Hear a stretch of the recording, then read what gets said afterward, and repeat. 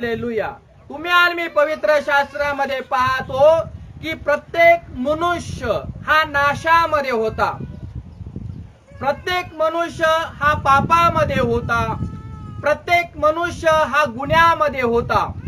आणि प्रभू येशू ख्रिस्ताची इच्छा नव्हती की तुम्ही आणि मी आध्यात्मिक जीवनात तुम्ही आणि मी नरकामध्ये जावा, किंवा तुमचा आणि माझा आत्मा जो आहे तो अधोलोकामध्ये न्यायाच्या दिवशी जावा.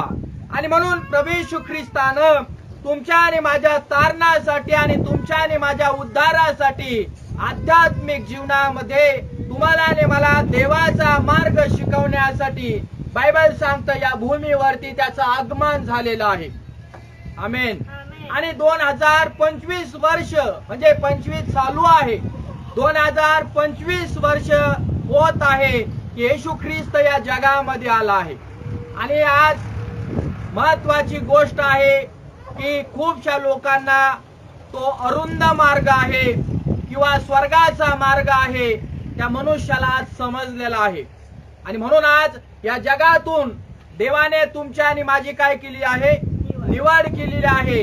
आणि देवाच्या लोकांनो, तुम्ही आणि मी आज चांगला निर्णय घेतलेला आहे की तुम्हाला आणि मला प्रभूच्या राज्यामध्ये आज प्रवेश करण्याची संधी मिळाली आहे. आणि त्या संधीचं प्रत्येक मनुष्याने सोनं करावं ही देवाची एकमेव इच्छा आहे. येशू प्रभू की.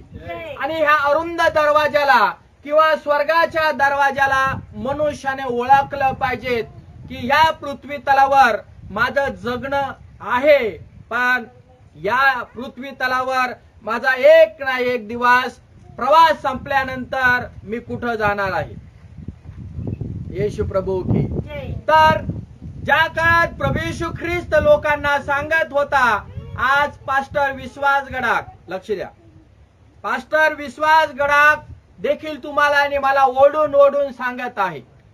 आणि जगामधला प्रत्येक निवडलेला पात्र देखील तुम्हाला आणि मला ओढून ओढून किंवा या जगातल्या लोकांना ओढून ओढून हे सांगत आहे की तुम्ही आणि मी प्रभू येशू ख्रिस्तावरती विश्वास ठेवा. प्रभू येशू ख्रिस्ताचं तुम्ही आणि मी ऐका. प्रभू येशू ख्रिस्ताचं तुम्ही आणि मी आज्ञाचं पालन करा. मला सगळेजण आमेन. आज्ञाचं काय करा म्हणा, पालन करा. शेजाऱ्याला म्हणा, प्रभूच्या आज्ञाचं पालन करा. म्हणून सगळ्या लोकांना परमेश्वराचे दास ओढून ओढून सांगत आहे की अरुंद दरवाजामध्ये या, अरुंद दरवाजामध्ये या. आणि म्हणून